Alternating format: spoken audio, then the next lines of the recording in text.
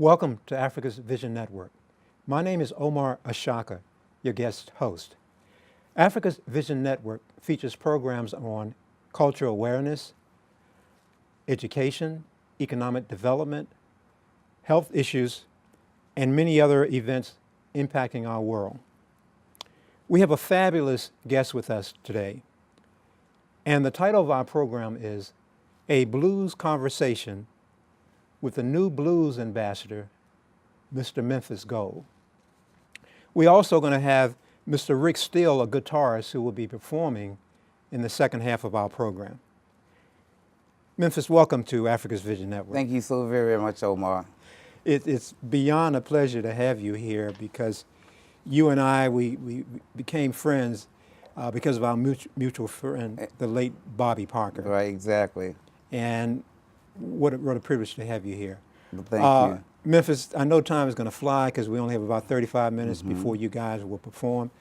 But tell our audience a little bit about the beginnings of Memphis Gold. Wow. Well, I was born in Memphis, Tennessee, 1955.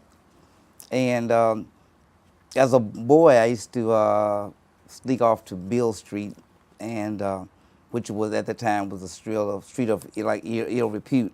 So I mean, you had gambling in Memphis, Tennessee. In Memphis, Tennessee, and but my father, who was a Pentecostal deacon slash preacher, it was taboo for me to even be down there. But I would often go down. But when I was about 9 years old, I used to sneak off down there, and I would make my bed up like I was in it, and I would sneak out and go down and come back before anybody knew I was coming back. But one night, my father caught me coming in, and he asked me where I had been, and I said Beale Street. And but the only thing I had made about $60 in change from tap dancing and singing, playing my guitar, and so he pulled me through the window and says, "Well, just don't let me catch you down there again." So he knew I was going down, and but I've been in the blues ever since. So you had an early experience and introduction to music. Yes. So Memphis, kind of, let's do a jump start, so to speak, to maybe some of the musicians that you've met. I know you had a relationship with Bobby Parker, the late great Bobby Parker. Of course, yeah.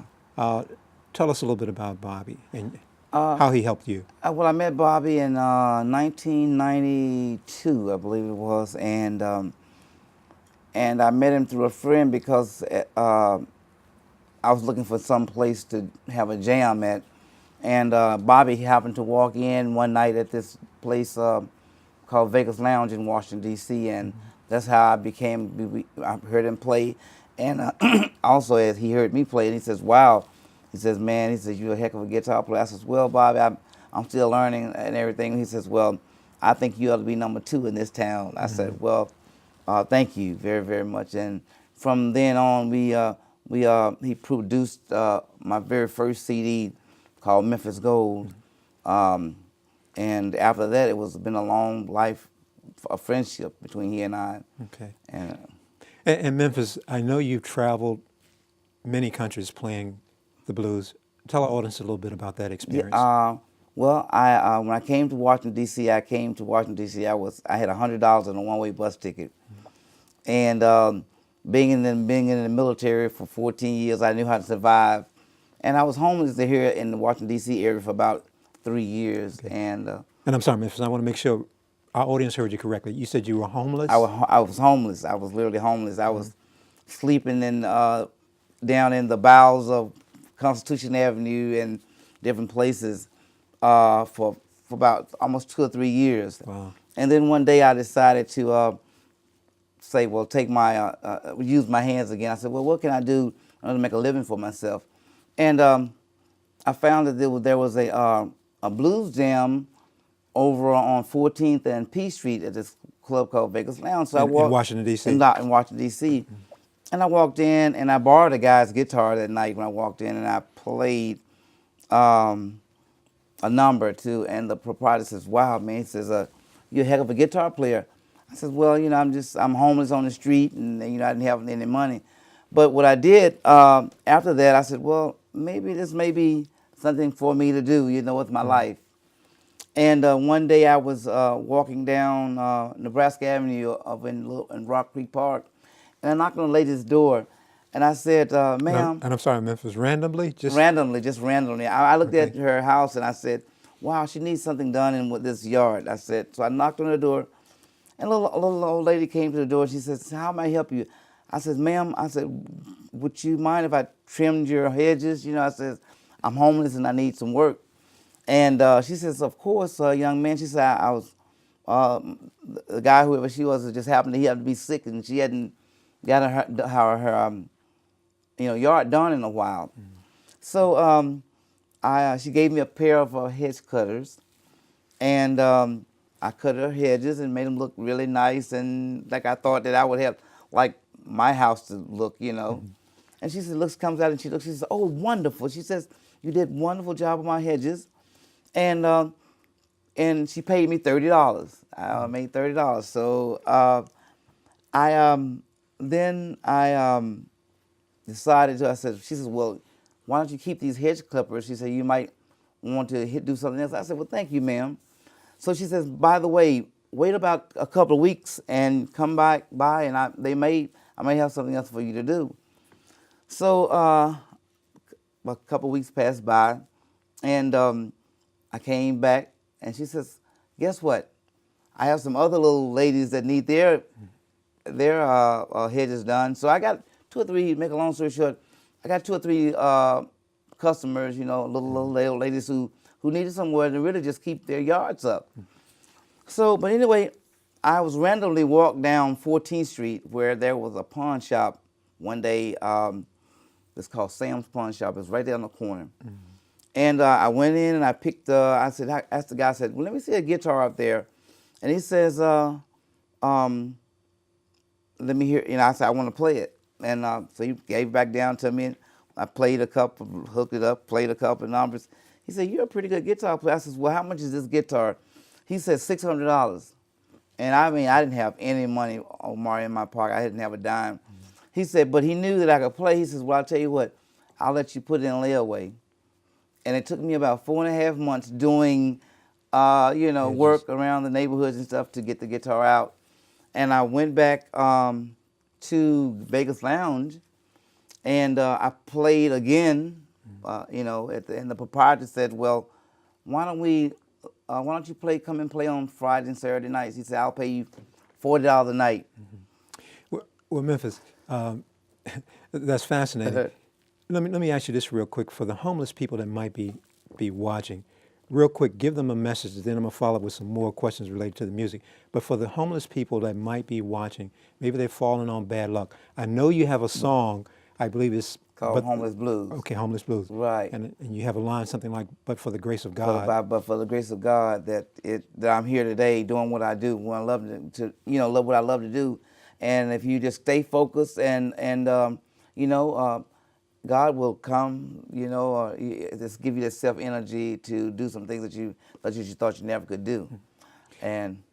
But it's a craft, playing. It's like it doesn't come easy. It's when you try to make music and playing. It's something that you got to want to do. Now, Memphis, I know you were featured on the oldest, I think, blues music magazine.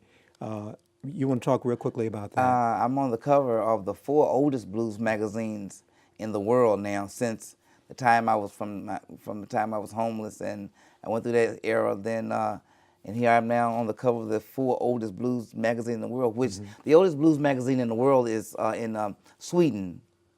That's the first one. The second oldest blues is in the UK.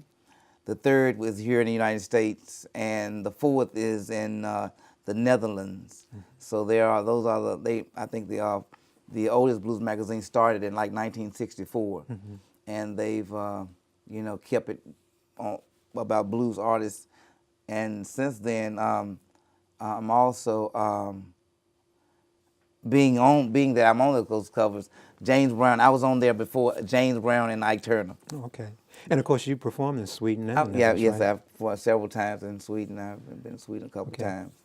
Well, real quick, because I know time is flying, I'm going to ask you. I had Bobby we interviewed Bobby on this show. This is some of my old notes, September 19th, 2011. And I'm just going to ask you a few questions that I asked Bobby. And of course, it was called Bobby Parker, Blues Guitar Legend. But one of the first questions I asked Bobby was, Bobby, how did you fall in love with your guitar? And I'm going to put that same question to you, Memphis. Wow, that's a long time ago. I really picked the first guitar I ever played was it was a cigar box, a rulers, and a rubber band. That was my first start ever thinking about playing the guitar. And then my father, I guess my father helped me make it.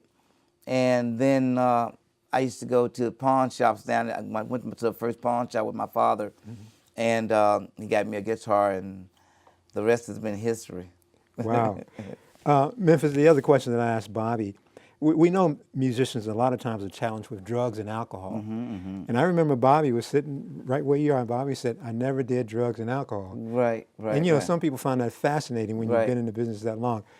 Tell us your perspective and your experience with when it Wow, comes to that. I can say and when I was younger, I had a lot of older brothers, and my older brothers, they weren't so nice. So some of the things that they used to do, had a couple of drinks here and there, you know what I'm saying. So, and being a musician, sometimes it is hard to stay focused. I mean, you always think you have to have a crutch, but that's not necessary. You know, you can if you let the music be your drug or your whatever it is. It's a driving thing. Music is a driving. It's brought a lot of communities. I believe now if everybody thought about music, we wouldn't have any wars. You know that we have in the world today. You know, a lot of this turmoil. You know, so I think they ought to listen to more music. And that's an interesting point because I believe on the Stevie Wonder special, he talked about, he put a kind of like a request to musicians. You know, you have a duty to the world to do songs and music that will help make the world a better place. Exactly. Memphis, do you have any little remedies that you do with your hands? I know Bobby talked about some exercises and some old remedies that he used to keep his fingers. I mean, as you get older, you know, I can tell myself I'm getting a lot older now. But I try to a tennis ball. Sometimes I have a tennis ball and I work out with that tennis ball, just squeezing it, and it gives you keeps strength in your hand because it takes a lot of stamina to play a guitar. A lot of people don't think it's easy, but it's not easy. And as I tell a lot of people, it's not fun. Most people think musicians are fun. As the last guy that said playing when he came. Let me tell you a story. I had a guy who was playing with me one night, and he says, "Oh, Memphis," again after the show, he says, "Oh, Memphis, I had fun playing with you tonight." He hasn't played with me since because this ain't fun. You know, it's a job. I don't do it for fun. Well, Memphis, when you're kind of down, or if you have a bad day, a bad morning, and this is again another question I'd ask Bobby: do you pick up your guitar, and is your guitar like a Tylenol or definitely. Tell all us a little bit about that. My guitar, I could have done some dangerous things to some people if I hadn't had my guitar. You know, like I said, even my military experience. I had a guitar when I was in the military, so sometimes even then I would, pick my guitar up because I would be upset about something. But yeah, it's the name, like BB had his guitar's name was Lucille. The name of my guitar is Louise Fannie Mae Brown. So.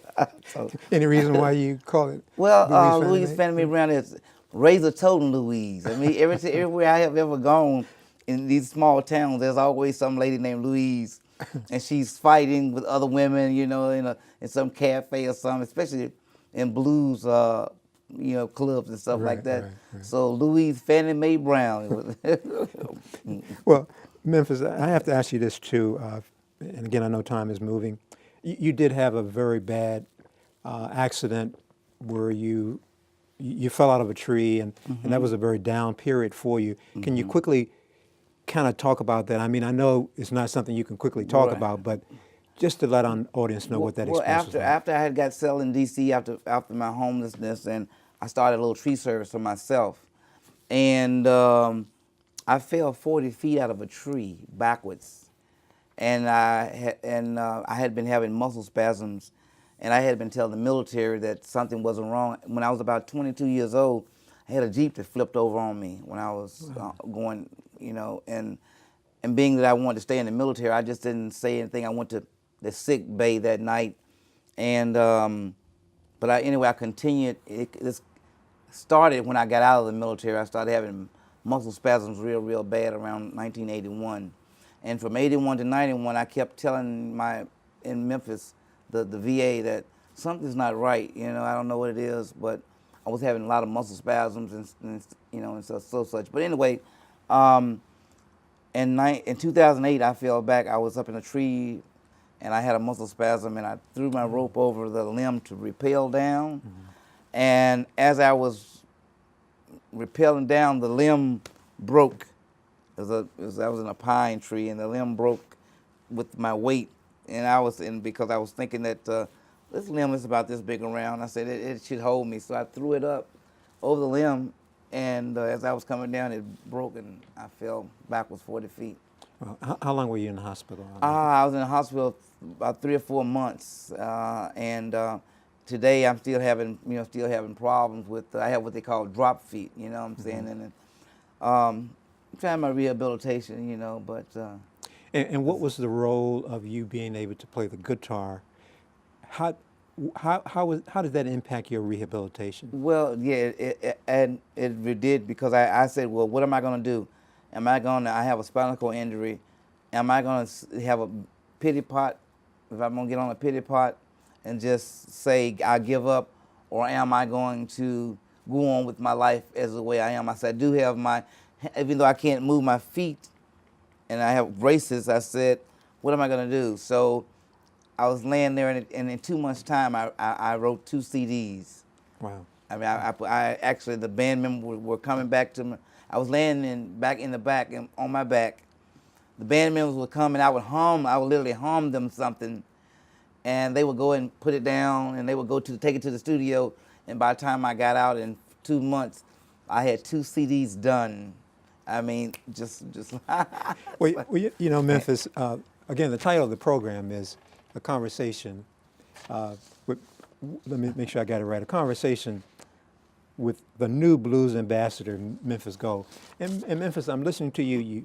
You said you had a Jeep to flip over, you fell out of a tree 40 feet, and God has still kept you. Exactly.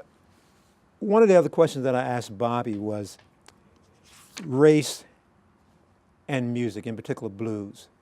Can you briefly talk about that? And can you tell our audience why Memphis Gold is the new blues ambassador? Oh, wow. I'm coming to the age, I guess, now where, and I feel the closeness that I have, after I recognize the closeness that I had to the originality of the blues by being, born in the South, in the Delta, and a lot of where it all started. So it's kind of, it gives me peace in my mind to say that I have this connection, and that I should be one of the ones that carry it on. You know what I'm saying? Sometimes blues gets caught in the shuffle, and I'm just thinking, and I don't know if you say race. Was that one of the words that you Yes, used? right. Well, I mean, it's part of I have a new CD that's coming out pretty soon. It's called "The Blues Is My DNA."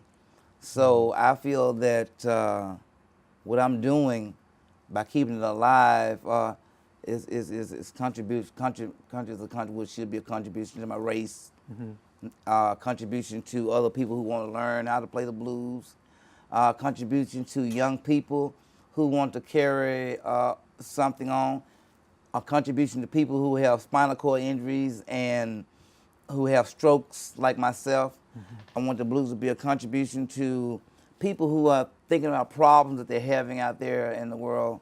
I also want the blues to be to give a sense of security and you know what I'm saying, knowing that you can either be a sad blues or you can be a happy blues. You know what I'm saying? That's what want my contribution to be said. Well, now Memphis is real clear as to why God has blessed you and has kept you. Um, Memphis, you have some interesting titles for your songs too. Do you have a system where you go about? Matter of fact, give our audience a few of the names that you have of some of the titles. Louise Fannie Mae Brown, of course, that one is one of my favorites. Too Slick. Wow. I'm sorry, I'm not sure if this is a cover. How about the one I deserve to suffer? Serves Me Right to Suffer. Serves Me Right to Be Alone. Yes, sir. What was it like singing that song? Wow. I mean, was that just a cover experience for you? Well, yeah, it's like serves me right to suffer, serves me right to be alone. Sometimes I would be in lonesome places and I'd ask myself, why, did I do something wrong? Especially in either relationships with, it could have been a female or a relationship I look at as being humans, and because in my living, there have been times that, I would just, it serves me right to be alone because of the way I've carried my character, could have been at the time. So that was one of, I try to write in between the lines. A lot of times, a lot of people write more direct. I try to let people read in between the lines of certain things that I'm saying in my songs to keep them thinking, so. What about, you have a song that talks about John Brown, I think, in Harper's Ferry. Yes, sir. That was interesting. Why did you put that on your CD? Well, because one is because I know the guy who owns that cabin up there. He owns the place, and I told him that I would love to put a song on one of my CDs and to tribute for John Brown, who helped Black American, African American, whatever you want to call him, but he was definitely a needed of the time, Well, Memphis, I mean, to me, you really do deserve that title, the new ambassador of blues. But with our audience, because Memphis, you have your DNA is interesting. I know we've talked about your connection with Thomas Jefferson, but before I say that real quick, before you respond to that, I also want to point out that, and maybe you can say this real quick, you've gone to the VA to perform for some of the vets. So can you quickly talk about that? Because I want to make sure you plug in your DNA with Thomas I'm Jefferson. always doing something. Like I said, I've been to 37 countries doing armed forces entertainment tours, Bosnia to even little smallest islands out in Marshall Islands. But most of all, now I've been here in the last couple of years, I've been doing a lot of stuff at the VA where they have, it's called, I did the, on the mall where the monument is, there's a little stage behind there. And when they open it, it's called, it helps our veterans with mental, spinal cord injuries, or any we definitely do I do a concert every year for them. Okay. Well, kudos to you for that, Memphis. Now, because you got a lot of relatives that the world knows about. Dick Gregory's your cousin. Dick Gregory. Denise Williams, the performer. But real quick, because we're running out of time for this first half, Thomas Jefferson, what's your connection? The Thomas your Jefferson family connection. saga. Well, it's so ironic that and I love it. I don't know, it's something about Virginia. I live in Virginia now. I live in Arlington, and I've been here for the last 15 years, and it is so strange. I don't know if it's karma or whatever, but yes, Sally Hemings was one of my grandmothers. Harriet Hemings, Rachel Lee, which is one of the Lee family mulattoes, Robert E. Lee. Then we work on down to Mary Freeman, which is one of my father's mother, and my father, then me. Okay. Mm-hmm. Well, because we only have about 2 minutes, Memphis, but that's fascinating, that connection. When we have you on again, maybe we can go a little more into detail. Definitely. So Memphis, with this new title that Omar Shaka is putting on you, what's next for you? And we only have about a couple minutes before my thing is making music to help people in the community, my community here in this area as well, to help people that I can help to bring them up, lift them up, and through music, And also, if I may say, I do have a 501c3. It's called Building Bridges America. So I'm this, helping people with strokes. I want to be doing a lot of things here in the near future. Well, speaking of strokes, real quick, Memphis, as you know, my wife Sharon Exactly. had a major stroke in May, and we thank God for the miracle that He kept her. May 21st of 2015. She's in rehab now, and you and I will be collaborating on trying to do things for stroke patients because sometimes when it hits home personally, Exactly. you become a little more aware of it, and then you realize just how many more people are out there, Exactly. and so we can find something. So, but look, we're gonna get ready to close out this part of the show. We're gonna have you to bring the fabulous Rick Steele. It's good to see Rick here. Yes, sir. 'Cause I know he was at I Bobby. call him Southbound Blue Steel. Okay. 'Cause I gave him that name. Okay. Well, we're gonna look forward to seeing Memphis Gold play and Southbound Blue Steel. Blue Steel play. And so, audience, we hope that you will stay with us, and we're going to give you this really great performance by Memphis Gold and Rick Steele. And Memphis, we want to thank you very much for coming you for in having and, me. and chatting with us. So Great. Hope to do this again. look forward to doing it All real right. soon, bro. Yes, sir. Okay.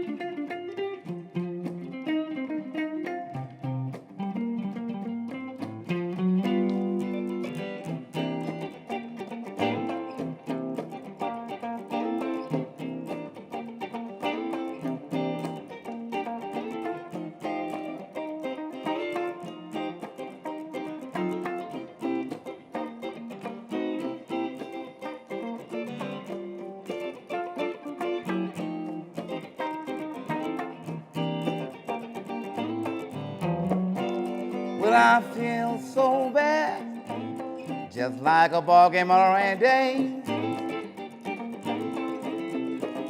Yeah, I feel so bad, just like a ball game on a rainy day. Well, since I lost my baby, I shake my head and walk away. Sometimes I wanna leave my woman, but then again I won't stay. Yeah, sometimes I wanna leave my woman, y'all, but then again I won't stay. Well, since I lost my baby, I shake my head and walk away.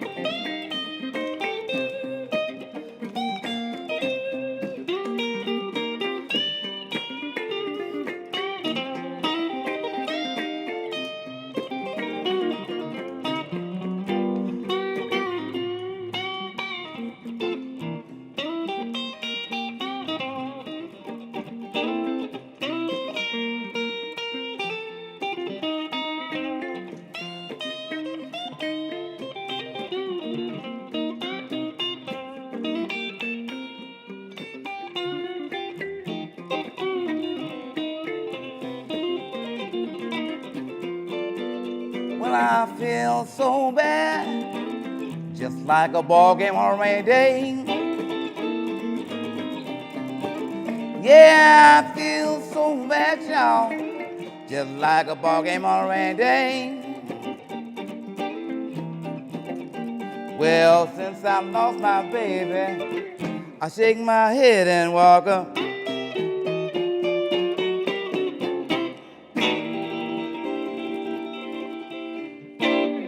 One, G.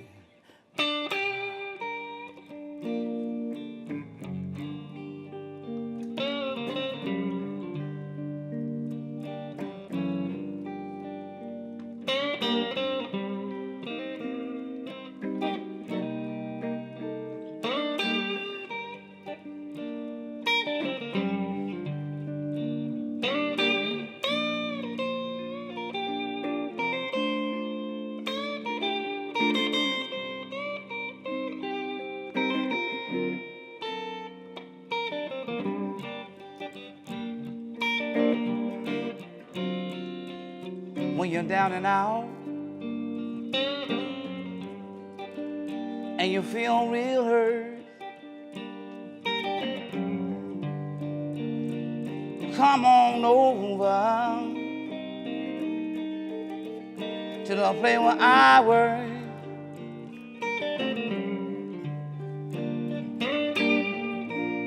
In all of your loneliness, I'll try to soothe. I'll play the blues for you. Don't be afraid. Come on in. You might run across some of your old friends.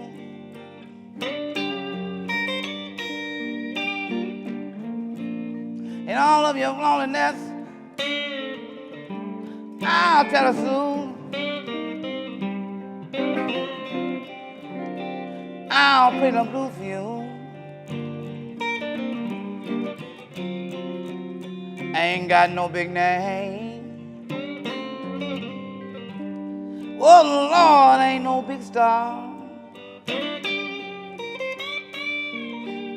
I'll play the blues on my guitar.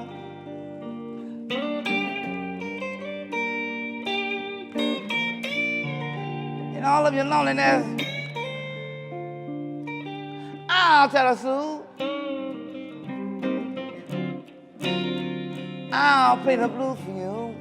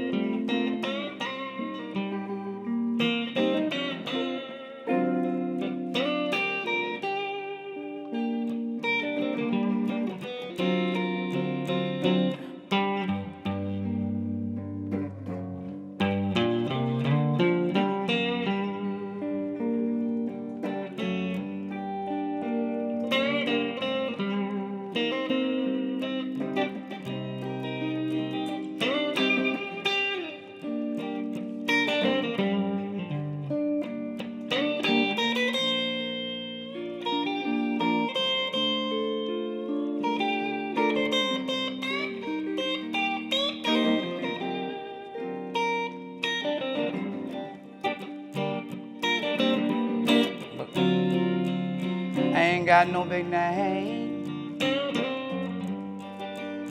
Oh Lord, ain't no big star. I'll play the blues on my guitar.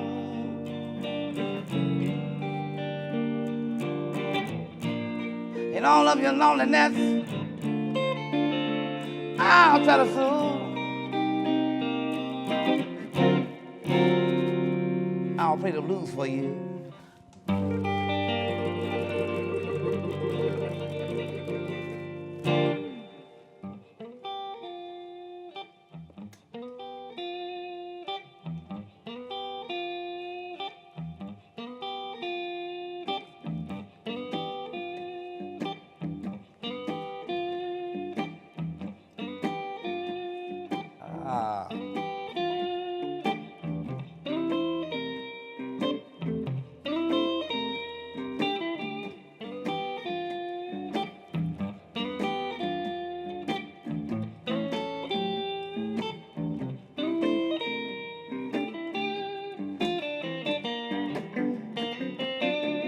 Rock me, baby. Rock me all night long. I want you to rock me, darling. Rock me all night long. I want you to rock me, baby, like my back ain't got no bone. Roll me, baby, roll me like you roll your wagon wheel. I want you to roll me, darling. Yeah, roll me like you roll your wagon wheel. I want you to roll me, darling. You don't know how you make me feel.